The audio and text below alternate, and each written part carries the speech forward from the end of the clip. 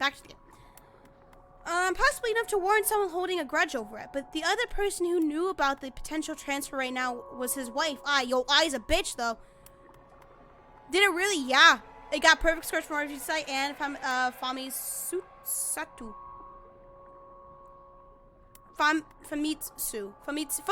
Thank you so much, Jack. Where would I be without you? Honestly, corrected me and shit. Give me the right information. No, Osawa said nothing. Not that I could think of. He couldn't bring himself to discuss the transfer to Tanaka. He felt a surge of guilt for contemplating leaving his trusted system behind. If he did make the move to America, he planned to recommend that Tanaka replace him as department director.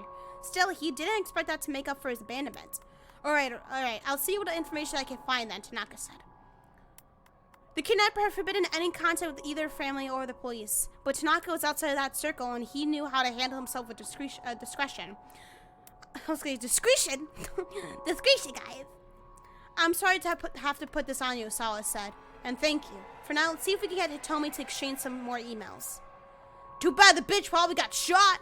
An uncomfortable thought suddenly occurred to Osawa. He blurted out without thinking. Why do you have my daughter's contact information on your phone? That is true! You dated my daughter? You fucking my daughter, dude? You dicking my daughter without me knowing? Tanaka gave him a worried look. Sir, I promise I can explain once all of this is over. Bruh! You need to tell me now. I'm glad this game got good reception. Yeah, it's a fucking great game. And with that, he stepped out of the bathroom. While I'm waiting for my Kenka Bacho Otame, Spike chunks after won the fucking Twitter poll. Not this game. I'm glad this game got translated and localized. But it didn't win the poll. Where's my Otame games? Spike. Fuck. If you didn't know, this game, Kenka Bancho Otame and two other games were in a polling. It's like, hey, which game would you guys like to see here in the States? Kenka Bancho Otame won. But this game got localized and announced first. There's no news on the Otame game. We fucking Kappa. Something in the tone of his final words left Osawa to wonder. Could it be that Tanaka and Hitomi were dating? He hoped dearly for that not to be the case. Their age difference alone made the idea a disturbing one, let alone so many other considerations. Damn! Mamoru Tanaka is 40 years old and Hitomi is 19. This makes him just over twice her age. This does not necessarily mean, however, that they could not date or fall for each other. Many couples with such an age difference between them wind up in a happy, committed relationship. Yeah, just ask every male celebrity ever. Trying to put aside his paranoia, Osawa resumed his struggle with the clog in the toilet. Oh, goodness! My heart, stop! Where'd you come from, dude? I didn't even know you were there. How did it appear without me knowing? Karjawa reappeared, still toting the bucket. You seem to be having a lot of trouble there, sir. He made it sound like the whole mess was Osawa's fault. Of course I am. I've never had to do this before. Really, I think the research you would do would be a lot more difficult than this. Fixing toilets gives me far more trouble, I'd say. So it would seem. Karjawa stood watching as if Osawa's efforts made an interesting show. Oof, his expression.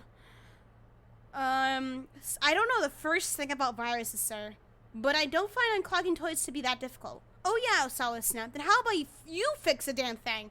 Karjawa was really a world-class pro at pissing people off. Are you sure you don't mind? The detective asked.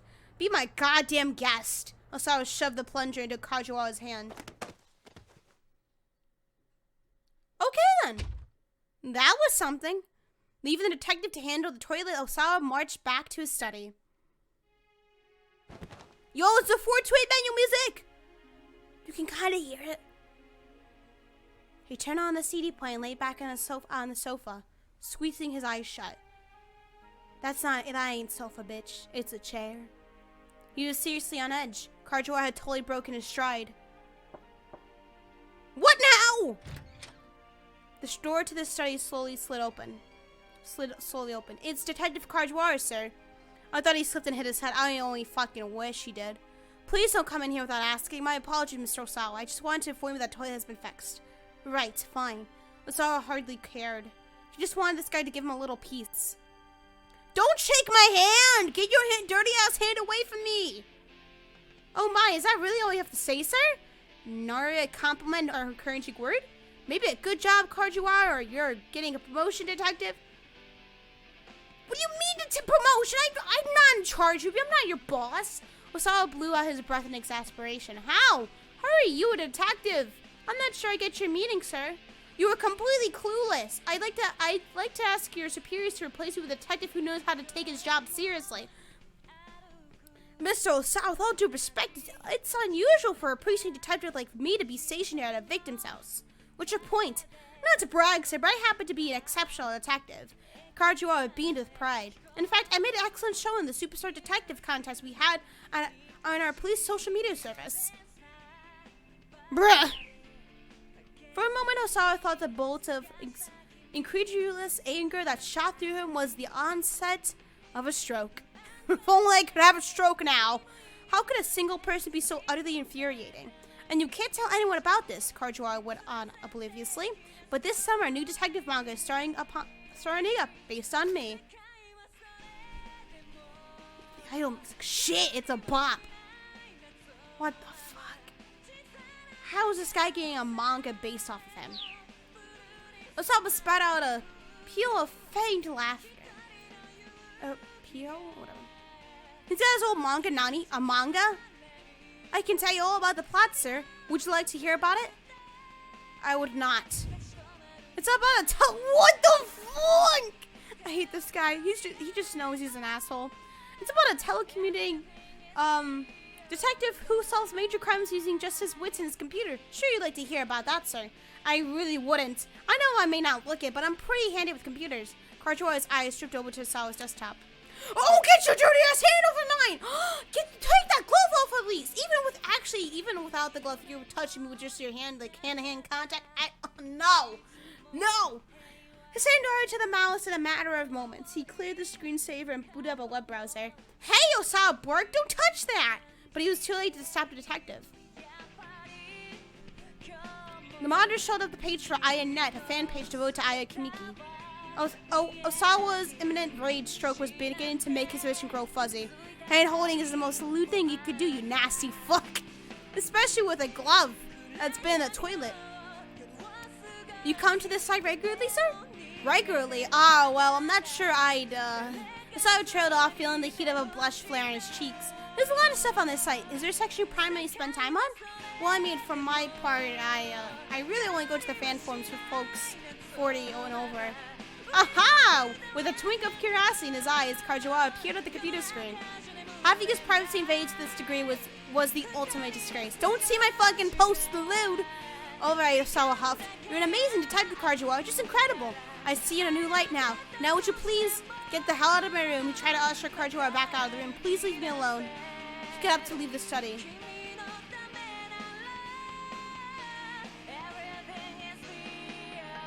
Now would you please leave me alone? He got up to leave the study. Sir, hold on. There's something I wanted to give you. Karjuar reached into his pocket. I don't need a damn banana! Aha! Bruh.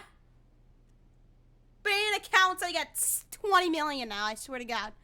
It was a banana in the second to the stream before this one. The stream before this 428 stream. No.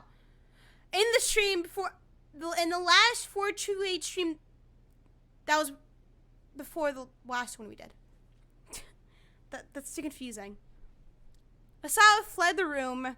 He needed to be alone, if only for a few moments. I don't need a banana. This is your friendly reminder to consume daily potassium. Doctor's orders. But even if he could somehow shake Karjuar, the other detectives had eyes all over his house. He had reached the limits of his patience. He couldn't even think straight anymore. He headed for the back door, trying to avoid the police. We got out. Opened the door quietly, slipped across the yard, and slipped out the back fence. Yo, the Karjuar is still gonna be following us. He didn't want to venture too far from the house. He found a tiny alley and took cover there. Thankful for a few moments to himself at last. While there, he caught sight of a man and a young girl. Here we go, bitches! And a father and his daughter running past on the main road. It looked as if they were running from something. The man glanced anxiously back over his shoulder, dragging his daughter by the hand. Osawa watched absently as the pair rounded the corner and disappeared from sight. No, go after them! Oh shit, we about to stop them! Yes! Not long after, a pair of thuggish-looking men came running along. heading in the same direction. You there, one of them called out. You see a guy and his daughter around here? They should have came this way. By this way. Yeah, this is another jump. Toriyama was talking on the phone with Minorikawa. There was a hint of menace in his voice. Osawa feigned ignorance. Don't think so, no? Come on, Utaro, let's go, said the older man. Replied the other. Who's texting me? The two dashed off in the direction the father and daughter had gone. Osawa took several long, deep breaths. He managed to calm down slightly, but the worry gnawing away inside him still lingered.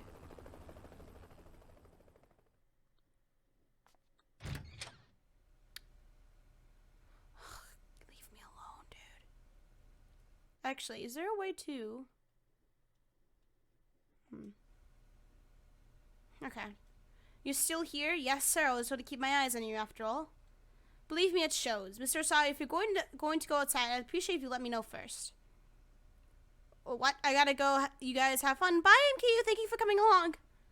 Had Kajiwara realized he snuck out of the house? But more importantly, Kajiwara reached back into his suit pocket. I've been meaning to give you this to you. He held out a small plastic bag. Inside it was a scrap of paper of some sort. What's that? Osawa asked. This is what was clogging the toilet, sir. With some hesitation, Osawa took hold of the bag. The fuck is this? Huh, that's... The passenger name here is listed as Kenji Osawa. And the plastic bag was a plane ticket, specifically the one for his upcoming flight to the US the following week. He left it on his desk. How did it wound up getting flushed down the toilet? Huh. This looks like it's pretty important, sir, Kajiwara said. I must say, it was pretty careless of you to accidentally flush it. A wry sort of smile came to his face. Although, the detective added, I suppose the question of who flushed it is another matter entirely. Osawa was at a loss for words. Someone had tried to flush his plane ticket on purpose. He was sure of it. To be continued? No. Oh shit. Oh my fucking god, more zooms! You can never get enough zooms here. He knocked on the door to Ai's room, but there was no response. It didn't look like she gotten back home yet. Osawa let himself in. Yo! The stinging scent of her perfume pervaded the room, which was decorated all in white. She got the fuck out of there! Clothes were strewn all about, as if to put her soullessness on display. Why is this red have the most is the most boring annoying out of all of them? I don't know. It's interesting. It's like a little mystery. I don't know. She'd been like this ever since they got married, and Osawa had long since stopped caring. It must have been I who tried to flush the ticket. He knew she didn't want him going to America, but still couldn't she have found a better way to get rid of it? Thanks to her, he'd been stuck hunched over to the damn toilet fighting with the plunger. Osawa sat down on the bed amidst the brand name clothing. Then he spotted something odd down by his feet. The fuck is that? It was a gold cigarette lighter. Just one I picked up smoking. Osawa picked up the lighter and set it on the shelf next to the bed. He started out of the room but stopped as he noticed a scrapbook on the bookshelf. The rest of the shelf was filled with fashion magazines, so the scrapbook was definitely drew his eye. Curious, he took a look. He took it down and opened it.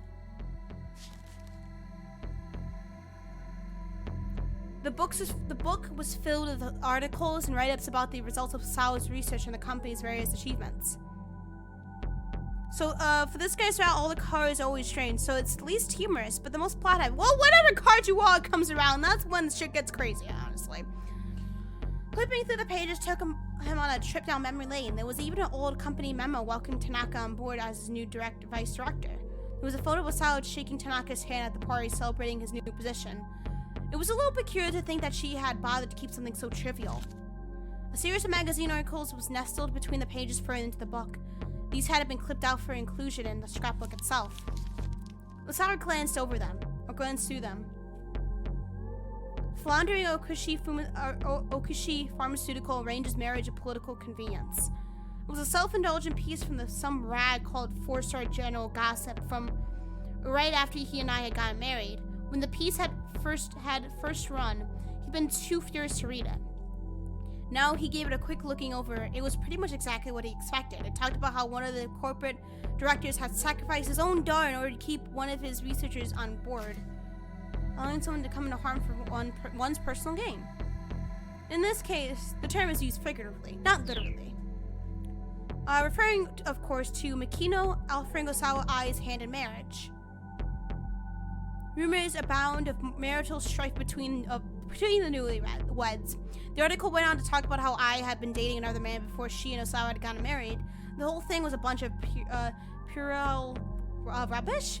Any marriage involved with some kind of calculated self-interest, after all. Whatever the reasons for their union, nothing changed the fact that I was now his wife. With a faint sigh, Osawa put the scrapbook back on the shelf. I wish I didn't do it. I wish I didn't marry that bitch. Feeling disconsolate, he returned to his study and began flipping through the CD rack. His eyes scanned for Aya Kimiki's album For Tomorrow, Forevermore. That shit sounds like a freaking, Kingdom Hearts song. Thank you! Bell for the host. How you doing? I say Royale Faybell. Thank you for the host. How are you doing today? Hope you're doing well. Welcome to the stream. A lot of her more experimental numbers were on that album. Given how discombobulated he felt right now, this was what he needed to hear. Again, Osawa reflected on how there'd been a time where he didn't care about music at all. He simply purchased copies of the most popular CD of the moment as birthday presents for his two girls. And that just happened to be an album by Aya Kimiki. We know this, though. We know this. You told us this before. Hitomi was thrilled by the gift, but Maria hadn't seemed terribly fond of it. I'm okay. How are you? I'm doing good. I'm glad you're doing good. I'm glad you're doing okay. The next day, she tossed her copy back on her father's desk. Figuring that throwing it away would be a waste, Osawa had stuck the CD into his computer to give it a listen. He was immediately bombarded by an intense beat, bolstered by bold, uplifting vocals. Aya Kimiki wrote her own lyrics, which did a fine job of conveying the emotions of a teenage girl. Osawa could hardly believe it. After listening to this one track, he was well and truly hooked. The J-pop, man, the fucking J-pop, it's strong. Before the day was out, he had purchased her entire discography. Huh? He muttered. For tomorrow should have been in the CD rack, but there was no sign of it. Where the heck is it? Why isn't it here? For a moment, he wondered if he was going crazy. Then he remembered. It was at the lab. He'd wanted something to listen to on break at work, so he bought the album there. Dumbass. Damn it! Not being able to listen to it made him want to hear it all the more.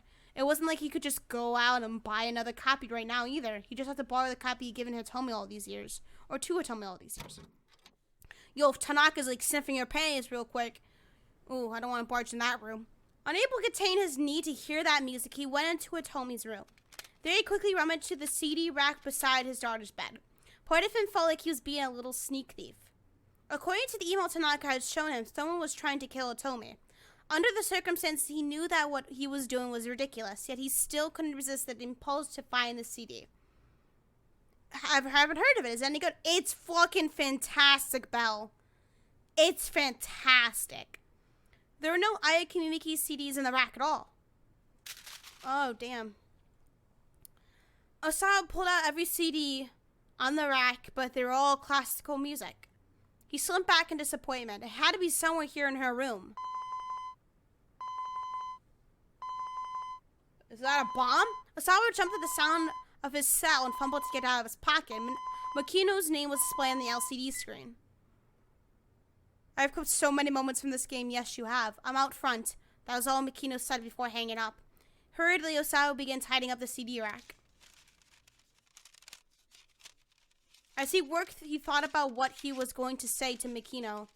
To think that someone had violated corporate policy to such unethical ends. It sullied his research. Osawa wasn't about to let anyone get away with it. And yet, he was about to leave Hitomi's room. A sudden uncertainty gripped him. He hesitated. Did he have any right to condemn Makino for running trials in secret?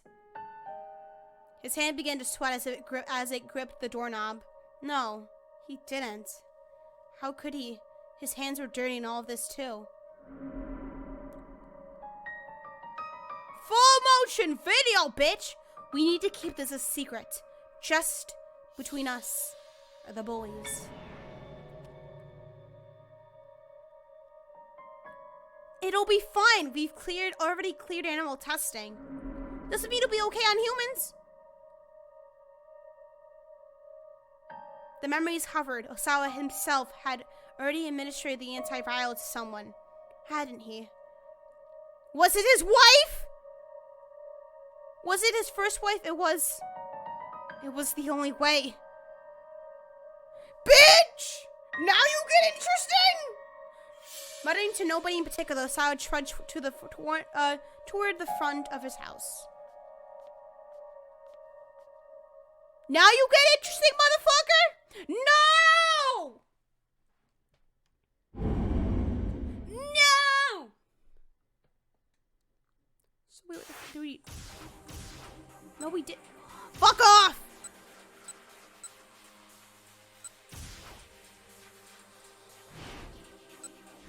Let's try this. I need to see something.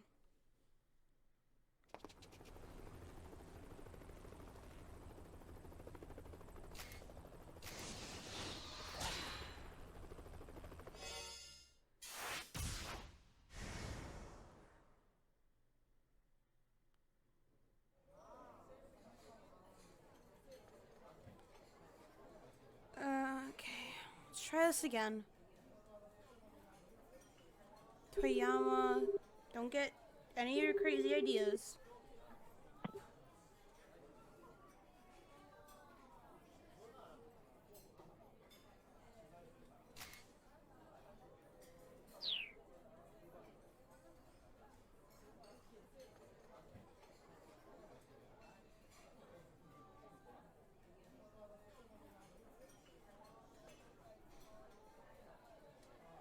Let me try this.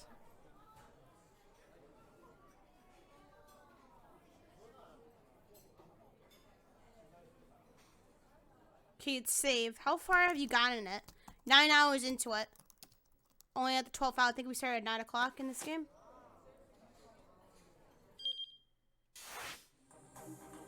Yeah, you noticed it changed. It changed, guys. Oh, I think we did the right thing now. Oh, fuck. Oh, my God. Okay, you fled for the... Okay.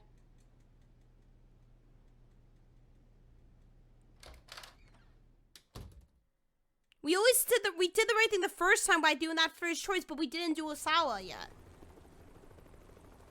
I think that's the thing. Okay, sees the daughter and father. They crouched, okay. The man flashed the look back over his shoulder, then took his daughter by the hand and pulled her off the road. They crouched behind some bushes, hiding. Oh my God, this looks ridiculous. As he looked around, wild-eyed, he spotted Osawa watching him from the alleyway. Help! The man called out. Help me! Please, if these guys catch me, Oh! The father's eyes went wide when he got a look at Osawa's face. You're... Huh? Osawa thought he recognized this fugitive, too. Though he couldn't remember from where. There are some real nasty guys after us, the man said. I know I have no right to ask you this, but please, at least help me keep my daughter safe. Probably should go to the police if... No! They won't be able to help me with this. Please, I'm begging you. Help me. I'm sorry, but... Please, if not, then at least help my daughter, the man pleaded. And... wait. And hello, JP. What's up, man? How you doing? We'll always love you. Yo, what's up, JP, my man?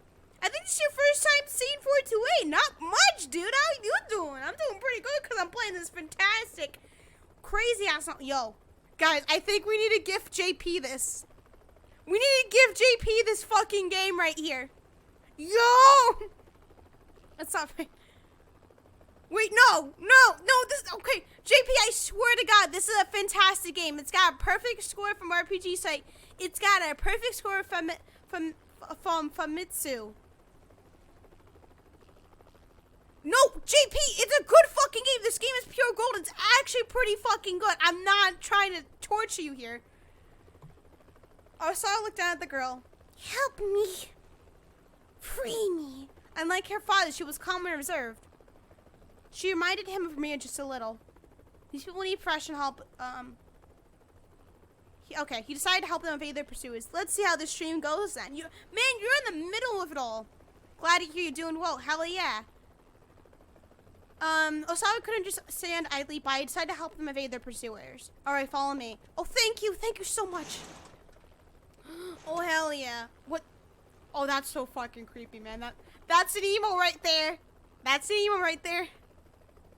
That's an emo. He led the two back to his house and into the storage shed out back. You can lay low here for a while, like you said. You know, JP, if this game wasn't good, I wouldn't have spent like 9 hours in it, honestly, so far. This shed was fairly large. There was plenty of space for the man and his daughter. I'm so sorry, the man said. I'm not sure how I can possibly thank you. Don't worry, Osawa. Fair point. Don't worry, Osawa closed the shed door and headed back to take a look around. Two thuggish-looking men came up running. No doubt these are the people the father and daughter were running from. You there, one in the sunglasses. You see a guy and his daughter around here? Should have came by this way. There was a hated menace in his voice. A man and his daughter? Ah, yes, I think I saw them run through here. Which way they go? That way. That way. Sweet, we almost got him. The pair sped away. Fucking finally. Saw away until they were fully out of sight, then called out to the shed. Alright, they're gone. The door stayed closed, however. I'm really sorry, the man called back from inside. Those guys might come back this way. Is it okay if we hide out here a little while longer? He sounded desperate, pitiful, really. Sure, go ahead, Osawa said. With that, he headed back inside. Evidently, he wasn't going to get any time alone today, no matter where he went. He couldn't go into his shed, his shelter, his sanctuary. A fucking creepy ass dude. Okay, we're just gonna. Well, can just the brightness. Ooh! Bring that shit up to fucking 10. Okay, is there a way like? Okay, no. Okay. Alright, we saw this already. We're just gonna kind of skip through it. I haven't played D4, but I heard it was like, It was really weird, not that serious. Hey, Christy, how have you been? I've been pretty good. Thank you for asking, Lee. I hope you've been doing good as well. How you doing?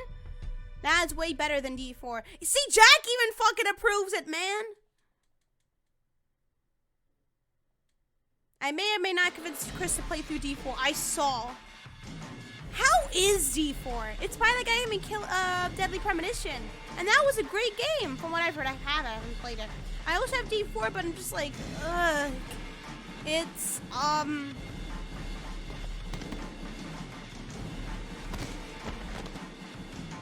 Oh, wait, we cut shit! Fucking JP! Ugh! Okay, got him. How would you describe it? Okay, we did it. Okay, that was different. I have to go back now. Okay. New shit, Christine editing. The two detectives took up position on opposite sides of the plaza. What is D4? I don't know. Ask JP and Jack. Kyle called up Sasayama on his phone. You ready? He asked. Just gave the word. There were only two non-Japanese people in the nearby crowd. Both were eyeing their surroundings anxiously. I've been trying to get enrolled to college, but other than that, I'm doing good. Ooh, nice. What colleges have you applied to? If that's not too personal of a question. Kano, and what are you thinking of majoring in? Kano was certain the handoff was about to take place, and sure enough, who the fuck is this Duck Dynasty looking dude? The second man approached the one holding the attaché case. He gave him like a bro shake right there.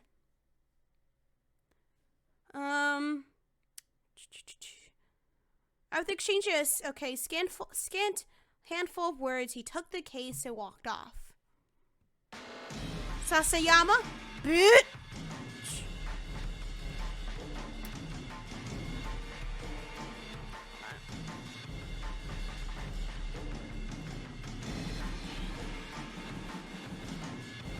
There we go.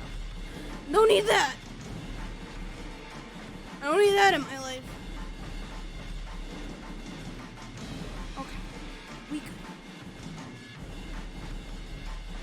We good, folks. Okay, Sasayama, I'll handle this guy with the case. Got it. Sasayama broke into a run, chasing after the man who had taken their ransom. Kano hung up his phone and rushed to close the distance with the other man. Damn! Because he's in the NFL. Shit! You there! Stop where you are! The suspect turned and Kano recognized his face. Also, Damn Impression wasn't a great game. This is so bad it's a good game. Oh, really? Oh, damn. Well, tackle them. I want to major in digital media design. All I'll say is a tech school. Ooh, nice. That's cool. That's really cool. Nice. The suspect turned and Kano recognized his face. He was indeed a member of the foreign crime syndicate that operated in Shibuya. Nani? Is the house safe? Kano demanded. The man's only response was an unsettling grin. Answer me! But though he repeated the question, the man remained silent. Kano took a pair of handcuffs and reached for the suspect's wrist. Took out his phone to fucking put the handcuffs on him. Took out a pair of handcuffs and reached for the suspect's wrist. Oh wow. Then thank you for showing me the bell and where everything is. Swear to me. What do you mean swear to you? And reached for the suspect's wrist. Whoa! The man pulled out a knife from his breast pocket and swung it right at Kano's face. Kano managed to jerk away in time, but his momentum carried him too far backward and he sprawled on the pavement. Damn! The suspect was already making a run for it. No, not a fucking car! Suddenly, a large car of foreign skittled into a hole, blocking off the man's escape route. A tall Caucasian man jumped out. He wore sunglasses and a crisp suit. Now cornered, the fleeing suspect brandished his knife. Be careful! But Kano didn't have time to finish shouting his warning. There was a metallic poing and the knife went flying through the air. The man in sunglasses had snapped his right foot up, sending the weapon flying. As the attacker's jaw dropped in astonishment, the newcomer proceeded to elbow him right in the face. What the fuck? Wait, we still didn't get to see who Osawa injected the virus into? No, not yet. That's gonna be probably later on. The blow connected and the suspect went down hard. Ah, ow! The fallen man turned his head to look at Kano. His mouth moved as if he was attempting to say something. He never got it out. The man in the sunglasses kicked him in the face. With a groan, the perp slumped down unconscious. Hey, Kano, stop! What the hell are you doing? He stormed over to the man with the sunglasses. Oh my god. Who are you? Zack Ryder? Is that you, buddy? The man nonchalantly dusted off his suit because, due to his WWE career, just coming to an abrupt halt, and the creative have nothing to do with him. Zack Ryder became a terrorist. He does look like Zack. He really does. He really does. Yo, my Zacky Ryder, collecting WWE figurines and doing terrorism on the side. Why not? You wanted to watch and see where these guys went, right? He spoke in fluent Japanese. Woo, woo, woo, you know it. Hello. Hello, Nick. Hello, welcome to the stream. What happened to that Japanese sense of honor I've heard so much about? Who are you? I'm for the U.S. Embassy's Regional Security Office, the man replied. He presented Kano with his ID. Jack motherfucking Stanley. Jack Stanley. His title was listed as Security Assistance Officer. Kano glanced at the car he'd shown up in. Some lettering and 01774. The license plate was blue with white lettering. The Ministry of Foreign Affairs, but the ministry wouldn't just send some diplomat to intervene in a police investigation. Excelsior! Kano pulled his phone out of his pocket. Sasayama's name was displayed across the LCD screen. How are things on your end, Kano? I have the suspect in custody. How about you? Sasayama hesitated. He got away from me. What about the Itachi case? I'm sorry, but he's still gotta be around here somewhere. I'm gonna look around for some more. Sasayama hung up.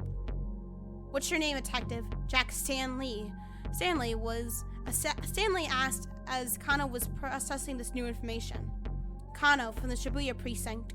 Alright, Kano, I'm going to need you to follow my instructions for the next while. Why is that? Instead of answering, Stanley took out his cell phone and made a quick call. After a few moments, he held the phone out for Kano. Woo, woo, woo, man. Here's my digits. You want to be on my podcast about wrestling figurines? Here, permission from your boss, he said. What? Kano squawked. He took the cell phone gingerly, bracing himself. Wait, you don't like Payday 2? Hold on, everyone. I like Payday 2. I never fucking said that. Who's saying these things? And what conversation am I missing? Kano speaking. You imbecile, what the hell are you thinking? It was Kuze, and he was furious. Understandably so, really. Kano had disobeyed a direct order, and for what? All he accomplished was losing track of attaché case. Wait. Oh, did you read my review for Payday 2? Did I leave a review for? I think I did. Oh! I did! I did do that! Oops! I did leave a review for that. Oh, yeah. I mean, I like the game. I just don't like the microtransactions. This is a story of a man named Stanley. Well, I don't know if Payday is a good movie, but I know Die Hard is a great movie. What, JP, why are you looking through my fucking Steam profile? What are you doing, dude? What are you doing? I'm sorry, sir. You really think Sorry is gonna cut it? You're off the force, Kano. No! No! It came up when I downloaded updates for Payday 2. Fuck. Kano slept defeat. He had no reply. He knew he deserved whatever punishment he got. Still, orders from up top didn't trump the hostage's safety. If he could have gone back and done it again, he would surely make the same call. Maybe that meant he wasn't detective materials, but so be it. That's what I want to tell you, Kuze continued. But for now, I need you to follow the instructions of the guy there, Stanley. Do whatever he tells you. Goddamn, why is Kano off the force? Does he have to turn in his gun and badge? Not yet, man. Sir? Kano hadn't seen that one coming.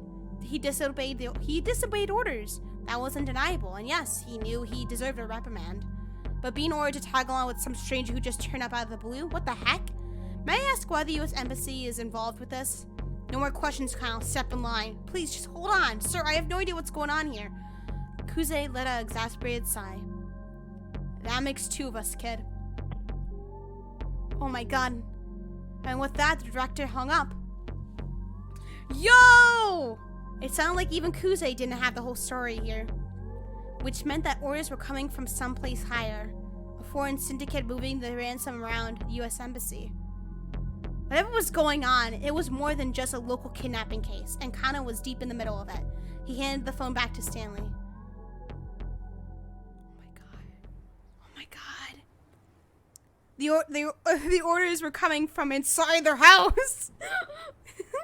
Oh my god. The orders were coming from inside the fucking house. Hi, Carl. A few moments later, two detectives from the MPD arrived on the scene. Stanley had handed over the fallen criminal to them. You're chasing a bum lead, you know, Stanley said as he watched them carry the man away. What do you mean, Kano asked. I mean, this kidnapping isn't about the money. My priority is the girl's safety. Right now, your priority is doing what I tell you to do. Kano gave him a scowl, but Stanley ignored it. The guy we just arrested, he asked. He tell you anything? No, nothing, Kano said. Why is he side-eyeing me now? Really now? What the fuck, man? All trace of emotion drained from Stanley's eyes. His gaze pierced Kano like icy daggers. It held a glimmer of something dangerous. Something Kano had seen plenty of times since he joined the force. He wasn't looking into the eyes of some diplomatic... Lucian? No. Lysian? I don't know. No, this was a man who knew how to kill. Who'd killed people before. With some effort, Kano managed to regather his sense of professionalism. He didn't tell me anything, he repeated. I just know that he's a member of some foreign crime syndicate that works out of Shibuya. I probably know some of their hangouts. Show me, Stanley said, cool as an ottoman. We'll take care... Ottoman? No. Automaton? Whatever, it's not ottoman. Maybe it is. I don't know. No, it's not. Automaton? Whatever. We'll figure it out. We'll take my car. Hey, I'm back. What I missed? You missed a lot, Lee. We finally got Kano's route finished, I think. Kano wiped away some of the sweat that had beaded on his brow as they headed for the vehicle. He was just sliding into the passenger seat when Kuze raided over the wireless. Okie dokie, folks, listen up. The childish tone was back in his voice, full force. Kano stiffened on reflex. He knew what that meant. So, Hitomi Osawa has, like, gone missing. What? Kano couldn't believe his ears. Wasn't Tateno supposed to be protecting her right now? Also, Detective Tateno hasn't radioed in. And, like, we can't reach him from our end either. Oh, Automaton. Automaton. Thank you, Katie. Thank you so much. Where would I be without you? Hello, Brutal Kid. Hello. Ooh, how are you? Hope you're doing good. Okay, that is a nice suit. It is a nice suit. Okay, Detective Tateno. Okay. No way Kano blurted out. It can't be. Yo, Tateno's dead. So yeah, Kuze continued. He might have gotten caught up in this incident too. Oh shit. It wasn't like a Detective Tateno's stature to go incommunicado during an investigation. It could only mean that something had happened to him. Something major.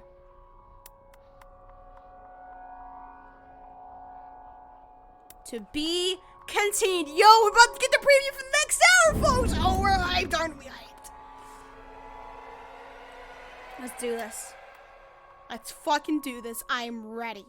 I'm fucking ready.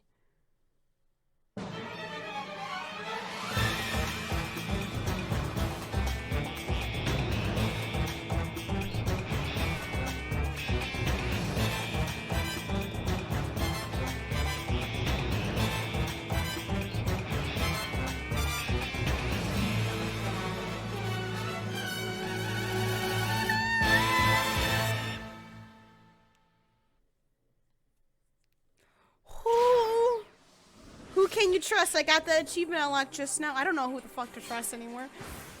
Oh my god. I'm just so excited right now. Ooh, thank you, Belle, for the bits. Thank you so much. Oh my god. Let's see their time charts. Oh no, wait. Yo, is this full game? Yeah, this is the full game, man. We didn't see we didn't see Tama out of the suit. No, we didn't. Out of the costume. No, we didn't. Oh my god. Well, dang, it seems like the story is coming to a major climax. But no, this game goes on for a while longer, I think. It's like 1800, if I'm not mistaken. Okay. Tama time, bitches. So cute. Here we go. Oh boy. Bottles of burning hammer litter the pavement, shattered into tiny bits of glass. Even if the recycling guy was really careless with the boxes, it shouldn't have caused this much of a mess. It looks like someone came along and actually threw them all over the place. The heck is with this thing?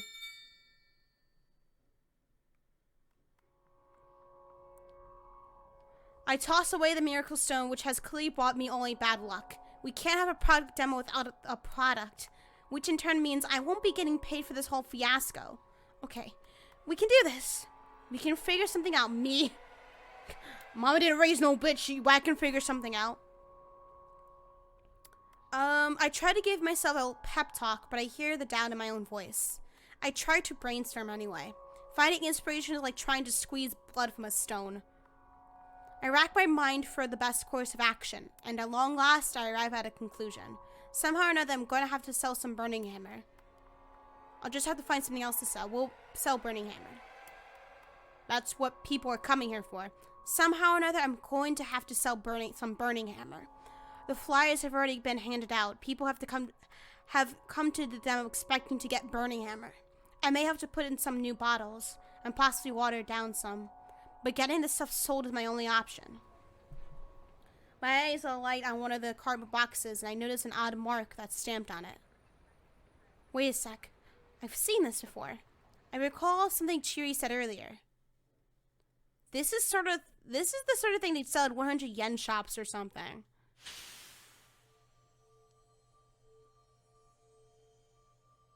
The mark on the box is the same one I saw at the shop that's selling the necklace. That's it. I can see if there's more at the knick-knack shop. Fucking running. Sonic speed, bitch. Look at their town. Alright, so cute. Tama, fight on. Keep pushing forward. Don't give up. What about the eel Tamagotchi? Yo, we could solve the eel Tamagotchi. Guided by this ray of hope, I head for the knick-knack shop as fast as I can run. As soon as I reach the main road, I crash right into someone. Cheery! Hey, it's Cheery. Oh, hey, you find it, she asks. She makes it sound like it's not really her problem. Not yet, but I think we can stock up at the 100 yen shop. The words are hard to get out when I'm panting as hard as I am. For now, just stay calm. Let's go let the boss know. Got it. Leave it to me. Cheery nods, and I break into a run. Gotta go. Sorry I can't stay. See you later, girl. Love you. You rock. Thank you so much. Thank you for coming here early. Hope you have a nice night or day. I'm practically praying as I rush into the knick-knack shop where I immediately spot the cardboard box I stole earlier still stacked up. Yes, I'm in luck! I dive into one of the boxes to check what's inside.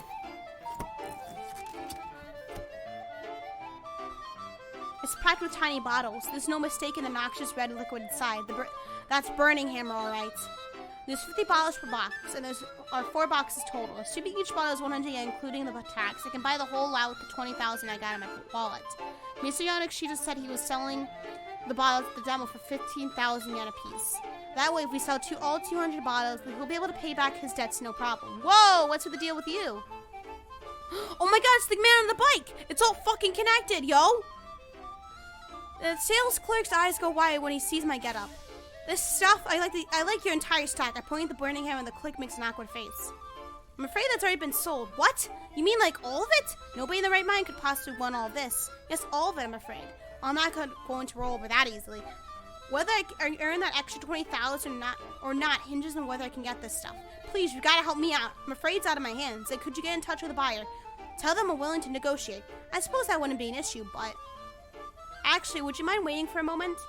She said she'll be by as soon as possible. Yo, is it the fucking bitch wife?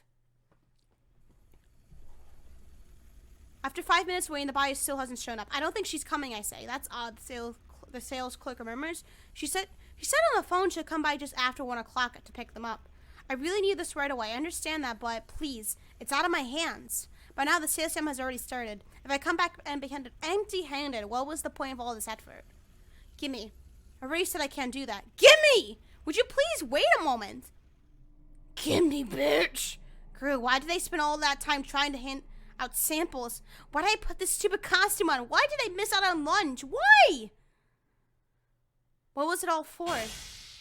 Eek! Look over there! It's the chupacabra! Oh my fuck.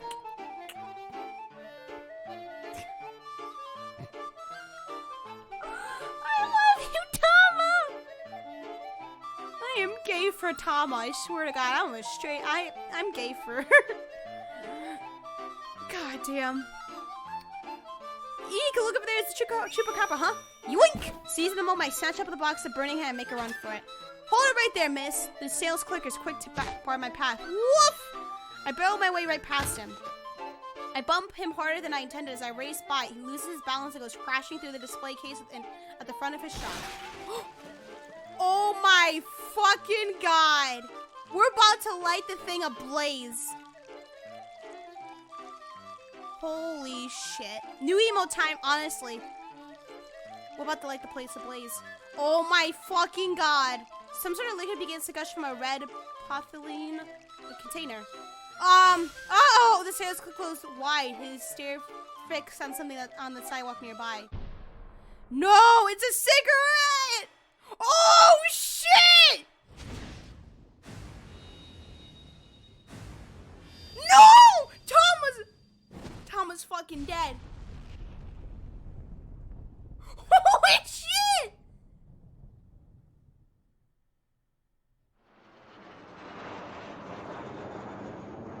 And now for today's news. Shortly after 1 o'clock this afternoon, there was an explosion at a variety store in Udagawa Ocho in Shibuya, the cause of which remains unknown. Eyewitness reports seeing an individual wearing a full-body cat costume fleeing the scene in the aftermath of the explosion. Police consider this individual a person of interest and have not ruled out the possibility that this bombing was a terrorist act. Several hours after the incident, the cat remains at large.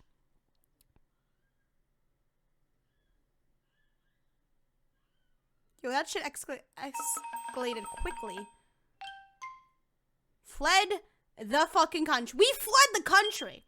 Tama wound up as a prime suspect in a apparent terrorist bombing. If the buyer had shown up earlier, Tama's argument with the sales clerk might have never happened. To say none of the rest, as a matter of fact, the buyer was just outside the shop at a critical moment. She was held up when she happened to run into someone. That someone's actions at 13:05 are the key to changing Tama's fate. Oh, shit already? Tama fled to Canada. We fucking fled, yo. That's some shit. Let's go to Archie then. I feel like it has something to do with Archie. Oh, okay, interesting shit. The man with the cane crooked his finger on the trigger. Archie stepped in front of Hitomi, shielding her with his body. If you want to shoot her, you have to shoot me too. But suddenly the assassin's head jerked forward. He pitched face first onto the pavement and lay still, revealing a foreign man standing behind him. Yo, it's JD! In one hand, the stranger clutched a metal pipe. Hitomi, Archie asked. You know that guy? Hitomi's eyes went wide. That's the man from the scramble. The one who told me to go to the van. Wait, one of the kidnappers. Why would he help us? I'm not sure. JD looking like we owe him money. He's like, bitch. The newcomer fixed his eyes on Archie. Hey, man. Archie approached the stranger. I'm not sure what's going on here, but thanks for the assist. Where's my 350 at? Whoa! Holy shit. Yo, get out of my face, you stupid fucking little fly. The man took a sudden swing with his pipe. Archie barely managed to dodge out of the way. What the hell? Once again, Archie made sure Hitomi was safely behind him. Guess I gotta let my fist do the talking. Archie quickly adopted a fighting stance, like he's in Street Fighter or something. Be careful, Hitomi warned, her voice trembling. Fight! I'm waiting for that to happen, man. Don't worry, it's just a pipe. I'll just snatch it away from him and make him tell us where your sister is. Archie judged the distance between them carefully as he stared his opponent down.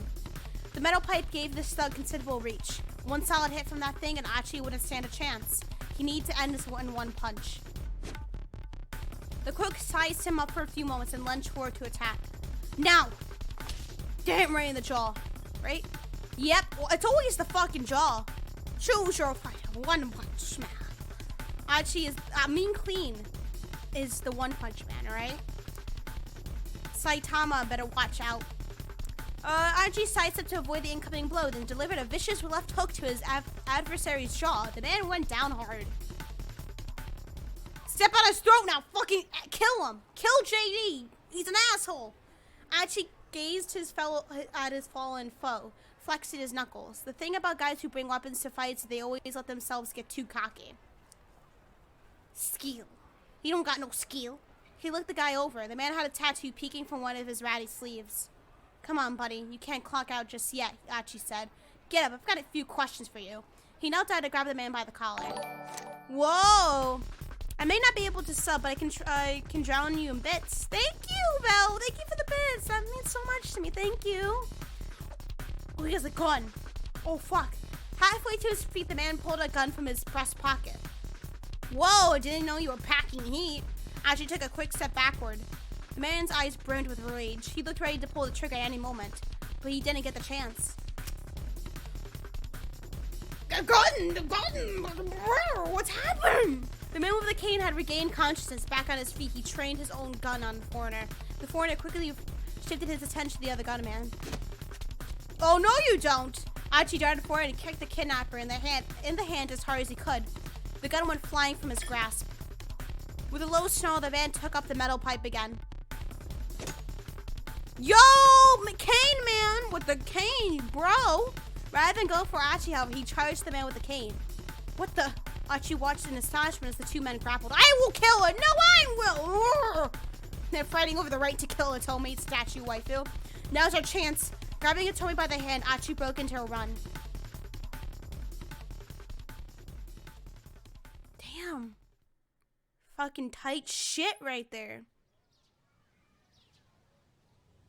They ran for a long time, finally stopping to rest in a quiet municipal park. As they sat catching their breath, Archie sensed a new tension in Hitomi. She hadn't said a word since their latest escape. She has to die, Achi. It's for your own good. How? In his mind, Achi replayed what the man with the cane had said.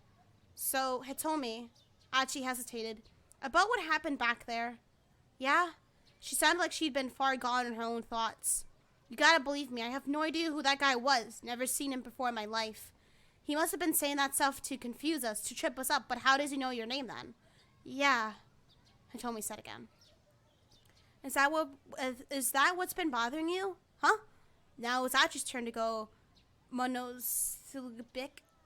That's a word. People try to kill each other. I know, right? Well, Achi, you're kind of famous around Shibuya, right? I don't know about that. Way back when, he'd been the leader of SOS. Nowadays, he was just some guy who picked up trash. And soon, cockroaches. Or another timeline, cockroaches. There was nothing to brag about. When someone's famous, it's not unusual for someone else to recognize them and know their name. So yeah, I was surprised back there, but no matter what the man may have said, I trust you. I mean, look at how many times you put yourself in danger to protect me. Hitomi sounded pretty resolute. Achi was glad that she believed him, but that raised another question. So then how come you've been so quiet? I've just been thinking about things, like what that man from the Scramble might be after. It was true that his actions didn't make a lot of sense. Yeah, he seemed more interested in taking out the man with the cane than going after you. Maybe there's bad blood between them. Maybe it was a case of mistaken identity. I'm gonna say bad blood. Maybe there's bad blood between them. Achi let out a little chuckle. If we're lucky, maybe they'll take each other out for us. He felt a rush of relief, reassured that Hitomi didn't doubt his motives. Regardless, though, we have to track down that blue van. The sound of a child's cry came from behind them. What the fuck? Oh, damn! Face planted her! Holy shit! Oh my god! It's like that. Oh, I gotta pull up the clip now. I'm sorry. I have to pull up the clip now.